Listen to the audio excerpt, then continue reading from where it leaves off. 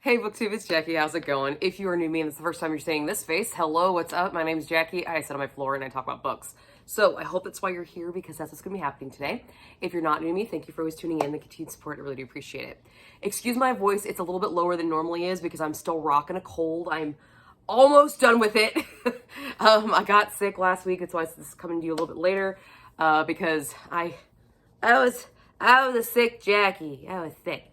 So, but even though I was sick, I still got a lot of stuff done. So this is my week 5 weekly wrap up. This is from January 26th through February 1st and all my reading shenanigans in between. So if you'd like to find out what I was working on while being what my parents like to call 2319, that's what my nephew Joey used to call us when we were sick, because that's when a human touches a monster in Monsters Inc. 2319. So I was 2319 last week. If you'd like to find out what I was rocking while I was that, grab yourself a drink, have yourself a seat. Let's get talking some books. Okay. So the first book I completed was Kiss and Spell by Celestine Martin. This was my Black Hat Book Coven Book of the Month for January. It's the second installment to the Elemental series. I have not read the first installment. And truthfully, I don't know if you have to read the first installment to understand this book. I got the grasp of this book. I got the storyline, but I don't know if I was maybe missing some stuff, because there were some kind of like unanswered questions that I feel like we probably should have known to really like grasp our characters.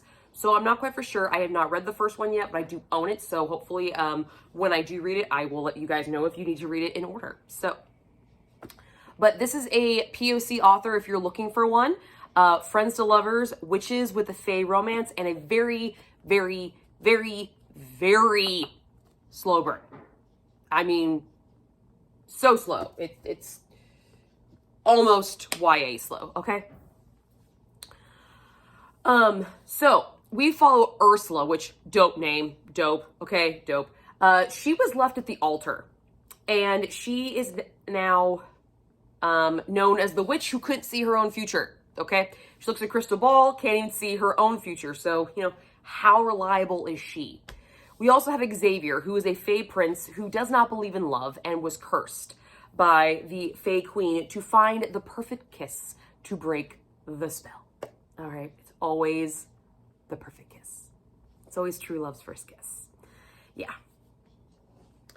When Xavier is going to meet on a blind date, he encounters Ursula, thinks she's the girl, finds out it's not her. Ursula directs him to where the right person is, but he just can't get Ursula out of his mind because, you know, meet cutes, all that jazz.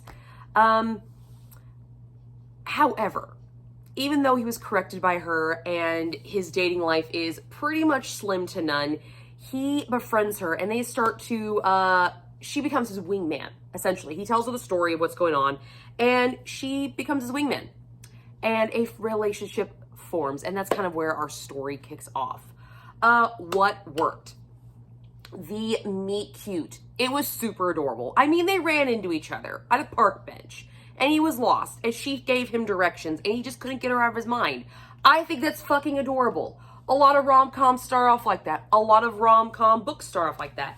And I'm down for it. It's a good time. Super cute, super adorable. Also, the banter between these two was on point. Their flirtation back and forth during these small beginning scenes was fucking awesome. Great job on that. Great job. Had a great time with that. Really also liked the use of witchy elements in this book. We got to see crystals, we got to see flowers, we got to see spells. We actually got to see it getting used. And I always enjoy when I read witchy books, actually seeing the witchcraft. Sad to say though, Laura, who is a member of our Black Hat Book Coven, she was not able to make the live show, and she's kind of our resident witch. So I really wanted her take on this story because I wanted to know how she felt, because she has this like sixth sense about her that she could tell, like, yeah, this author, they did their research or they practice or anything like that, just based off the way they write the book. So that was really disheartening that I didn't get to have that, but what I did see, I really did enjoy a lot. I also enjoyed the nods to Disney. There was a lot of Disney references to this. I mean, okay, let's just hear me out, okay? Hear me out. Her name is Ursula. Her name is Ursula, okay? And there's some other Disney, I can't honestly remember the Disney references. There was a lot more than that. That was a lot of build up for nothing, guys. Sorry. But no, there was actually quite a lot of Disney references. And I want to say that there was something about her voice. Because we thought it was really interesting about the reverse of it. So I enjoyed that. I did not get as many of them as the other girls did, but I did get the fairy tale and things of that nature. It did feel very Disney-esque towards it. And also, you know, they used Ursula, which I thought was cool. I love that name. What did not work in this was this book suffers from I don't want to say a miscommunication. It suffers from a lack of communication. And the only communication they actually do is assuming what the other is going to say, and they are assuming wrong. There's a lot of assumptions in this book, and they're wrong on both sides. And if they just open up their mouths and talk to each other, this story would have gone on. It would not have been drug on as much as it was with the romance. We know very early on, because this is kind of a he falls first scenario, and we know very early on that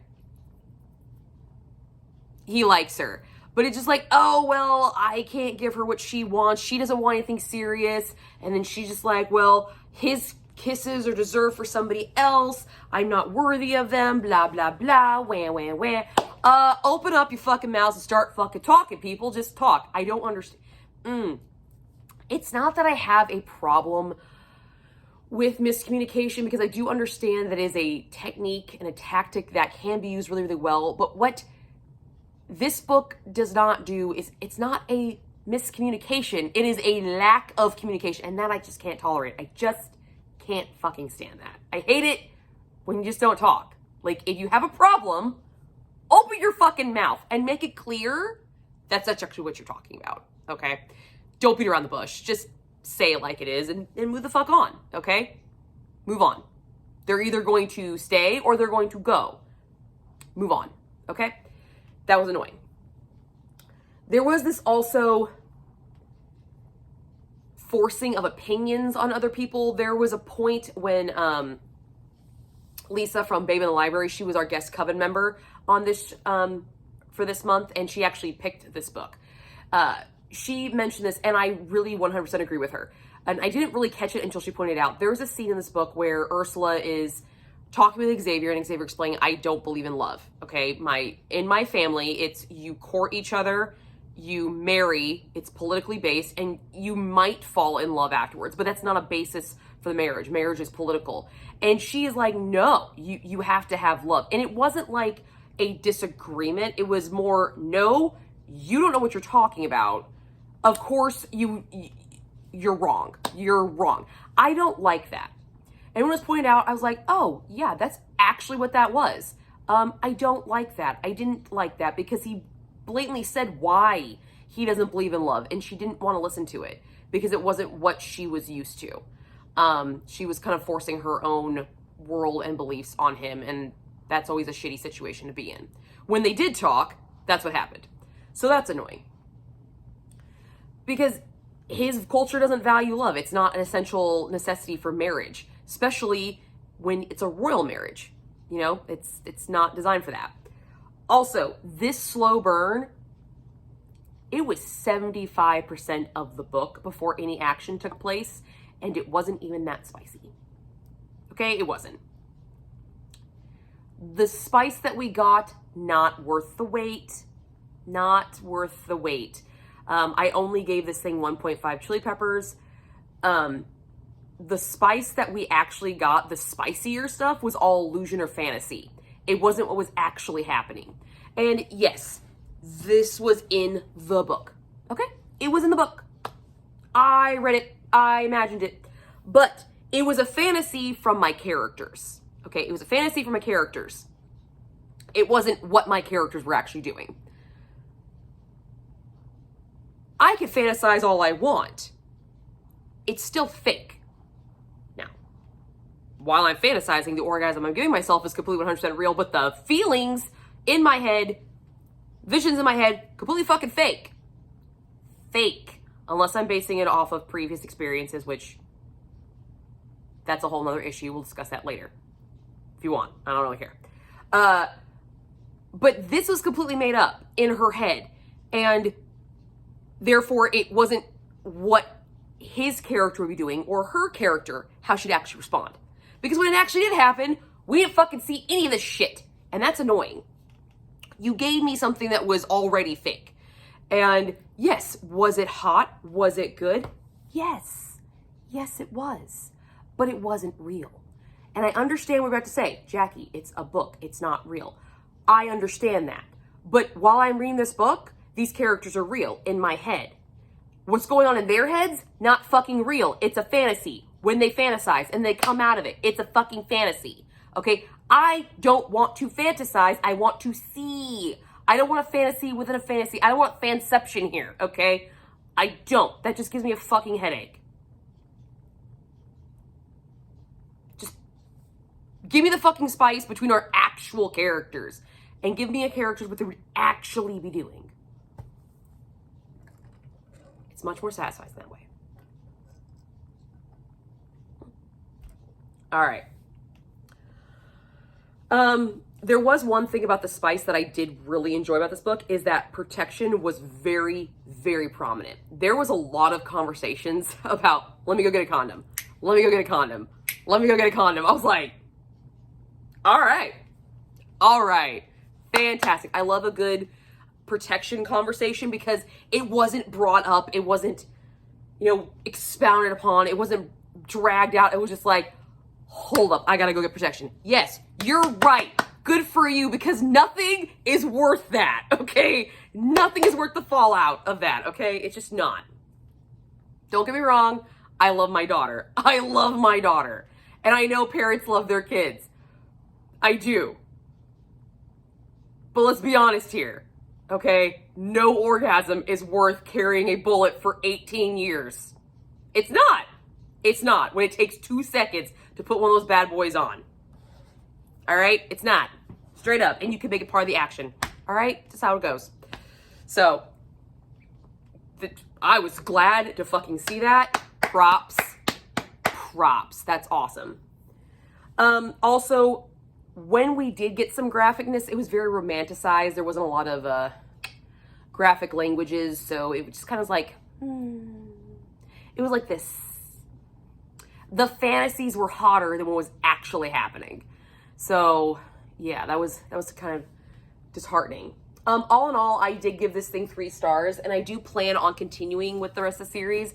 I did enjoy the way she wrote. I did enjoy the story. It was a nice little filler. Not super 100% memorable because there wasn't a lot of major things happening, but there are some questions that I have that I'd like to know. Like, I want to know if when she got left at the altar, if that happens in the first book. Because if that happens in the first book, then this is going to change her whole character dynamic. And I really want to see what she was like prior to that. So I don't know if that's how it's going to be. But when I find out, I'll let you guys know. But there you go. 3 stars. First Black Hat Book Coven book down of the year. The live show is right here. I'll link it right here so you guys can check it out. If you missed it, you can go check it out and watch us gab about this book. So, there we go. The next book I read was a completion of my Christian Romance Challenge, and that was to read the newest release of an author. And, okay, let me explain something. This is not the newest release that I have. This is not her, I don't think this is her newest release. But it's the newest one that I personally had on the shelf. So, and that was The Lady's Mind by Francine Rivers. This also was a 5-star prediction. Too bad it did not live up to the hype. It did not live up to the 5-star prediction. Boo. It's historical Western, friends to lovers. It's a story of redemption. We do have some murder. Got some murder, okay? So we follow Catherine Walsh, who arrives in Calveda to take claim of her uncle's inheritance. that was signed over to her by her mother and her mother's husband, her stepfather. Matthias Beck is already living in Calvé at the time, and he's a local saloon owner who takes notice immediately of Catherine because she is a diamond in the rough. She is gorgeous. She's a city girl from Boston in the outskirts, Billy the Kid, Wild West. You know, she doesn't belong. She doesn't fit in this picture, okay? She just doesn't fit in this picture. So, of course, she sticks out like a sore thumb. Also, she sticks out because she's got red hair. Darn, she's Irish, and she's pretty. I already like her. But she's also very, very outspoken. Another reason why I already like her. And she has a mind of her own with very, very big ideas. And she's not afraid to speak the truth, no matter who it hurts or who it insults or how much danger it puts her in. And since Matthias was such good friends with her uncle, City, he kind of feels like he should watch out for her. Except she gets under his nerves all the time because she is not your typical damsel. She's just not.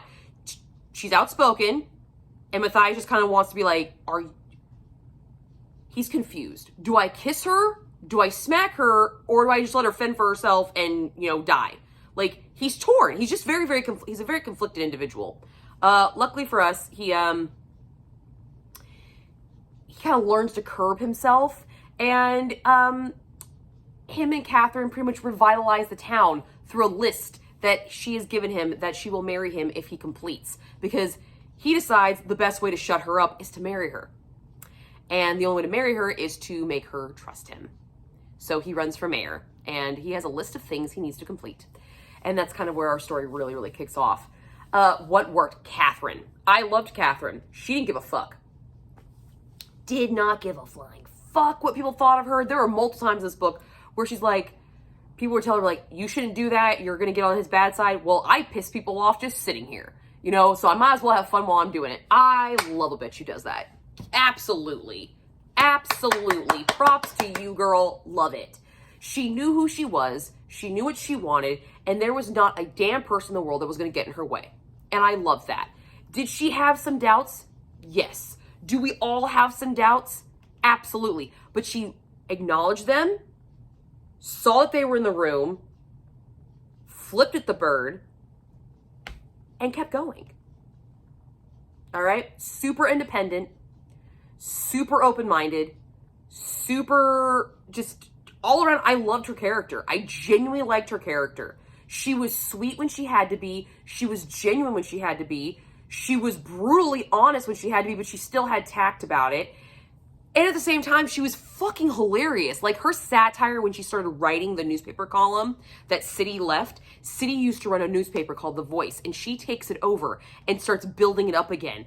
And her voice is the only one that's heard in editorials. And she does not care that she's calling out some major dogs in this town, whether they're nice to her or not. She does not care. And I love that. I love that about her. I thought her character was great. Also, loved Matthias. Loved him. Loved him. He was great, okay? He was dominant, but not misogynistic. Yeah, he was kind of a dick in the beginning, but he just kind of wanted her to be there and then go away. And he learned very quickly that she was not going to. He acknowledged the fact that she was not your typical girl. And to figure her out, you need to work within the scope. Like, you don't have to break her. She will bend, but she won't break. And he learned this about her, and he learned kind of how to manipulate her, but not manipulate her in a way that was going to deter her for what she was doing, disrespect her in any way. I just genuinely liked him. He knew her as his equal. And where she was strong, he could back off. Where her intelligence shined and he could use her intelligence, he did. But he also knew what he knew. And he might have forcefully kind of in the beginning, but eventually they saw each other as equals. And I just loved that. Where one failed, the other one succeeded. Where the other failed, the other one succeeded. It was a nice balance later on in the story, and I thought it was great. I also love the fact that he was not afraid to upset her with the fucking truth. Okay? He acknowledged, yeah, you're a woman. Okay? Good for you. This is not a normal career path for a woman. Sure, you've been told this all your life by guys saying you can't do this because you're a female. I'm not saying you can't do this. I'm saying it's going to be really fucking hard and nobody here can fucking help you. I will try, but I can only do so fucking much because you know what? Perception is reality. So not only do you have to do the action, you also have to change the perception of the people you're dealing with. And I don't know how to fucking do that because I'm a dude. And I never had to do it. Except when it comes to you. I like the fact that he was not afraid to basically have that fucking conversation with her. And then at the same time be like, oh, by the way, you're kind of pretty. And she'd blush and he'd play with her a little bit. Like, I like that he would be like super friendly, in your face, blunt, but at the same time be like, wink, wink. And it's just like, flip her shit. I thought it was great. I love that. That progression of their relationship from friends to pseudo in a relationship, flirtation, banter, to actual relationship. I thought it was great. I had such a good time with those two people in this story. They really, these characters, I feel like could have been in any setting, any storyline, and they would have worked together. They complemented each other so freaking well. They were the powerhouses of this story. And I loved that. I loved them. I love them as people. I love their backstories. I love their play on each other. I like their play away from each other. I thought it was great. They were two thumbs, way, way up. I like Catherine and Beck. As much as I like this book, I wanted to give this book 5 stars, but there were parts of it that I had a problem with it. So I could not give it the 5 star that I predicted it having. It only got 4 stars because as well as I liked these characters together and how well they worked together, the actual romantic relationship was kind of forgettable. It just, not that there has to be a moment where it's, this is the moment. This is the defining moment. They're no longer friends. They're something else. There doesn't have to be a moment. But this was so seamless that if they never got married, they could have just been friends. Like, it was just like that. Like, there didn't have to be another level to this relationship. Does that make sense? They didn't have to show any of that. So, kind of the special romantic-esque of their relationship was not super strong, and it was kind of forgettable. Their friendship was amazing. Their banter was amazing. But when it actually came to, like, being one, it just kind of was there. And that's not necessarily a bad thing, but Redeeming Love, which is the other book I read by Francine Rivers, I cried and had my heart ripped out and stomped on. And I was expecting that with this, and I didn't get it. And maybe I'm a little hurt about that.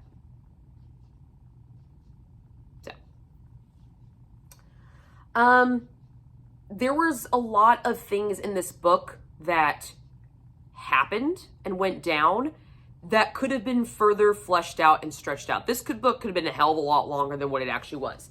I mean, it's a pretty decent sized book, but it's only 448 pages, something like that. 439 pages. But the font is fairly large. So, and there's a lot of dead space in this book. So there could have been a lot more. It could have been fleshed out a lot more. Some of the issues. So, without ruining this book, there's a big fire. It's a huge fire. What happens after? The whole town is pretty much decimated. There are 2 murders in this book. 2. I would have forgotten about them if I hadn't been reminded. Okay. And the big twist surprise ending with Catherine? What? You just found a decision that has literally rocked your world and we're not going to talk about it? We're not going to have a heart to... Nope. We're going to have a paragraph about it. Okay. All right. This literally just rocked your shit. Like, hardcore rocked your shit. And you're going to... This is a life-changing secret. And you're going to tell me that we're not even going to, like, have more than, like, a couple paragraphs about it afterwards? What? Nope. That's it. But we're going to have 2 chapters on the fact that you had dinner with a dude who happens to be a dick. Okay. That makes no fucking sense. No sense at all. That just seemed like a very weird thing to do on this book. Very odd choice. So I was not a fan of that. I was not a fan of some of these really big plot storylines not really being addressed at all. Like, they just... Yeah. Because, like I said, the romance... This story is about a romance. Okay, it is about the romance. But the romance is almost forgettable. Okay? It is.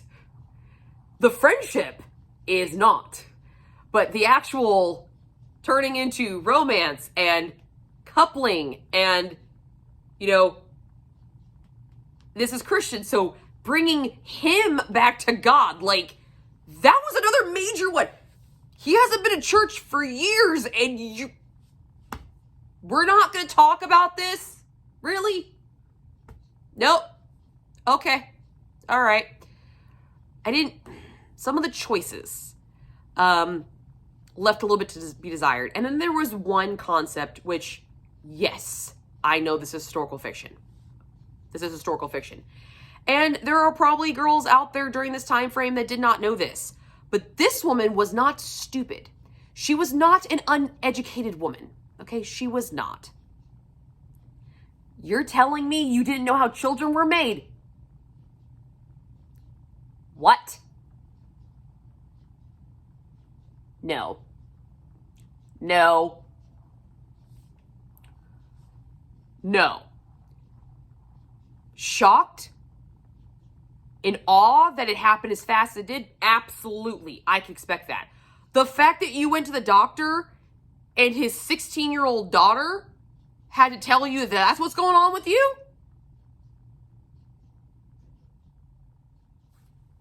Bitch, I know you're not that naive. I know, because I've read your writing. I've read it. I've read the newspaper articles. I've read the way your mind works. You are not a stupid person. Did not buy that for a second. Thought that was really stupid and a really dumb move. Only thing about Catherine I didn't like. I was like, that was a really dumb quality to give her because that just made her naive and stupid. And kind of made me not trust her as much as I thought I did. So yeah, that was not fun. As for spice rating, this is Christian fiction, so there's not huge, it's not very spicy. I mean, I gave it half a chili pepper. We do have some really dominant kissing. We have some shut the fuck up and let me kiss you kind of moments, which are always nice. I like that because I'm that girl. You want me to stop talking? My husband knows exactly how to keep me quiet. I liked the flustered thoughts on behalf of Catherine. I like that little internal monologue where she's like, I can't think straight when he's around me and, you know, thinking about things, which also leads me to believe that you knew what the fuck you were talking about and you know where babies come from, so don't act like you're an idiot. But then we have a wedding scene. It's fade to black. Like,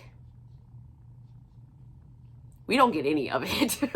Like, we don't get shit of it. So, yeah, there's very, very little spice in this book. But the one thing I did like about this book is that Catherine, throughout the entirety of this book, when it comes to the Christian element, she was very honest about her beliefs, and she didn't hide them. And there was a moment in the book where the church kind of turns on her, and she still goes back because she knows that that is a man. That is a preacher up there spouting what he believes. I can read this book and know what it means, and I can talk to him on my own. And I know I was made this way for a reason. So I'm going to be okay. Like, I liked that moment where she still had faith, even though the man that she was who's supposed to be the most faithful person, have like the voice of God or whatever talking to her, is basically verbally beating her down. And she takes it in stride, and she still holds on to her faith that she is doing the right thing, that she's standing up for the little guy, that she is speaking for people who aren't always heard. Despite what preachers say, she's still doing what she believes is right and what she thinks is God's will. So I thought that was really cool that the element was put in the story, in the way that it was. So I had a good time with this. I gave this 4 stars. Definitely going to be reading more Francine Rivers. I love this author. This is my second book from her, and I definitely enjoyed it. Not as big of a punch as Redeeming Love, though, so damn. The last book I completed for the week was The Reunion by Kayla Olson. This is one of my Book of the Month books. This was the second Book of the Month book that I chose for this month. And it is a contemporary romance. We have friends to lovers. It features 2 famous people, child stars, and second chances, okay? So, excuse me, I'm still rocking that cold, guys. So we have Liv Latimer and Ransom Joel, who are 2 child television stars, and they played romantic interests on television. They grew basically up on television. They had their puberty and teenage years on television. On a show called Girl on the Verge, okay? A little family sitcom drama, whatever. They are reuniting with former classmates of this show for a special reunion episode. Not just people gathering together, but an actual script where they're playing their characters again. So they're stepping back into those shoes that, you know, was the formative years for many, many people. And this reunion is also bringing them back into each other's orbits, because after the show ended, they actually broke off. They were best friends, and they deeply, deeply cared about each other. But they had a conversation and they decided to take a step back from their friendship because they felt like, if we're never going to find love if people think that we love each other the way that we do. And it ended up becoming a huge 14-year divide. So 14 years later, these 2 have come back together, and they're being put in similar situations, and they're being forced into each other's orbit, and feelings are reigniting, and issues are coming forth that broke them up in the first place. But they weren't even together in the first place, but maybe they should have been, and what have you. So that's kind of where our story kicks off. What worked? The original concept. I liked that it was at a reunion special with an actual episode filming. I do not like reunion specials where it's a television show and just like the cast gets together, because it's not a reunion. That's just a gathering of the actors and actresses that played it. This was them embodying the roles again. So this was like the Friends reunion with the friends actually coming back. So it was Joey, Chandler, Monica, Phoebe, Ross, all of them, Rachel, all of them together again as those characters reuniting, not just the actors and actresses that played them sitting around a table and reading scripts that we've already fucking seen. This is a brand new script, brand new storyline, kind of give you closure to the end of the show. I did enjoy that. And we also got to see some behind the scenes filming things. So that's always really an interesting viewpoint, especially when, I'm 37. I grew up on like Dawson's Creek, One Tree Hill, Vampire Diaries, Saved by the Bell, all those teen shows, Family Matters, Full House, all those kind of shows I grew up on. So seeing kind of the behind the scenes footage of how those shows were filmed was actually kind of cool. I enjoyed that aspect a lot. And I really enjoyed how easy the 2 came back and how easy it was to reignite their friendship. I really enjoyed that there wasn't really a struggle to bring back their friendship, because their friendship meant so much to them in the show. Their chemistry was based off of their friendship so much that it kind of made the show. And I enjoy that the author didn't make a struggle for that, because it made this segue into the romance section far easier and less strenuous and a lot more enjoyable, for sure. What didn't work in this book? 2 things really hit this book hard. The lack of physicality in this fucking book. Oh my God. There is hardly anything. I mean, spice rating was 1 chili pepper. We have some passionate kisses, but you don't see fuck all anything else. That's it. Everything else is implied.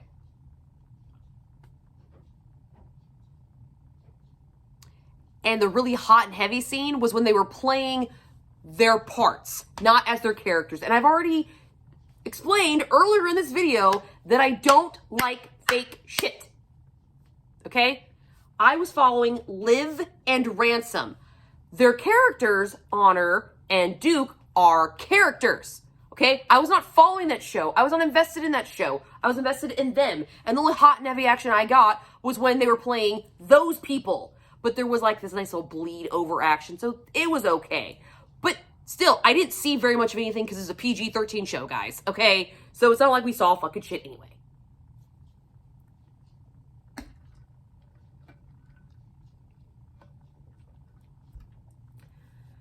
The next thing that really didn't work in this, and this is my own pet peeve.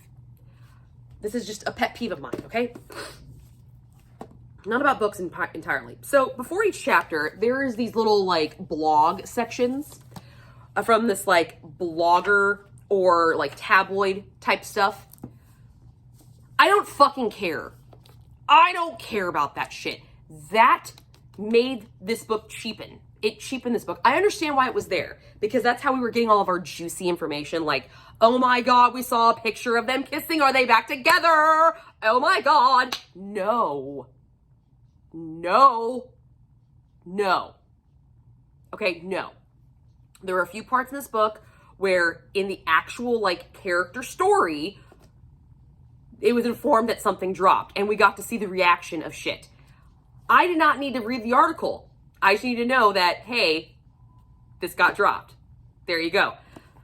I did not need the blog posts. I didn't need the little fucking tabloid shit.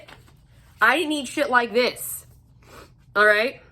Hold on. Let me get you a good one, okay? This is the shit that pisses me off.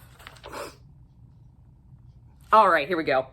Now that we've got that straightened out, can we talk about the story drop in Liv's feed? In case you didn't see it, check out the photos below. Look how cozy she is with Ransom and that strawberry shake. Could she have picked a more romantic looking beverage? It screams, we're having a blast and I want you all to know it. We'll know. Well, we know now, don't we? Don't lie to me, spinners. I know this was what we've all not so secretly been hoping for since the episode where we saw Honor and Duke Kurt kiss for the first time. And honestly, we all knew that kiss was inevitable for years before it finally happened. Seeing everybody's OTP looking legit cozy with each other in real actual life, I don't know why it's so comforting, but it is. It's like all right in the world. Tell me it's not just me. Be still, my fangirl heart. Let the speculation begin. If you spot anything in the wild that might be of my interest, you know where to reach me. Or if you don't, it's spinnerspotted.com. I do not care about that girl's opinion. I do not care. I don't. Want to know why? And here's why. Okay, here's why. Dawson's Creek. I love that show. I was a secret fan of that show for years. I was in love with Joshua Jackson, okay?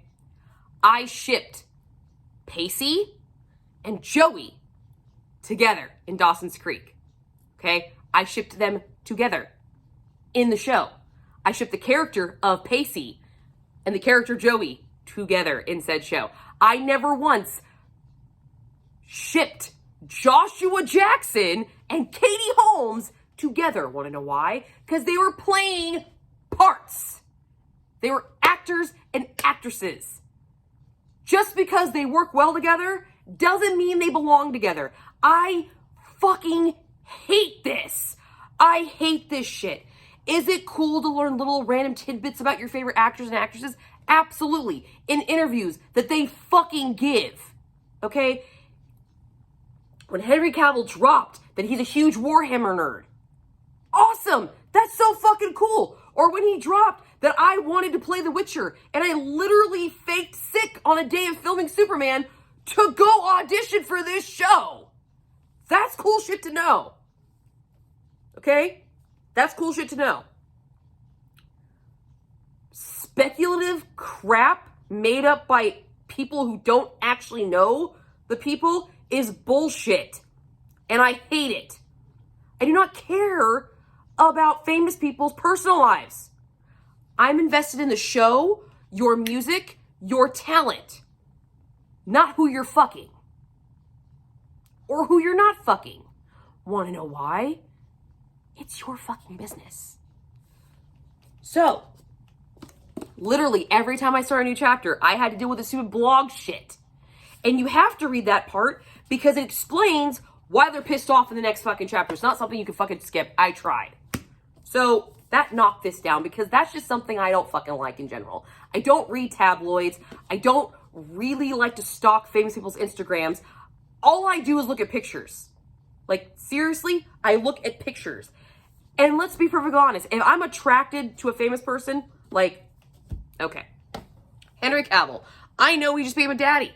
I know he did. I don't look up pictures of him and his daughter and his girlfriend. I look up pictures of just him. I don't want to be reminded when I was younger. I did not look up pictures of Pacey and Joey. I just looked up pictures of Pacey. Okay? When Twilight was huge, I never shipped Kristen Stewart and Robert Pattinson together. Were they together? Yeah.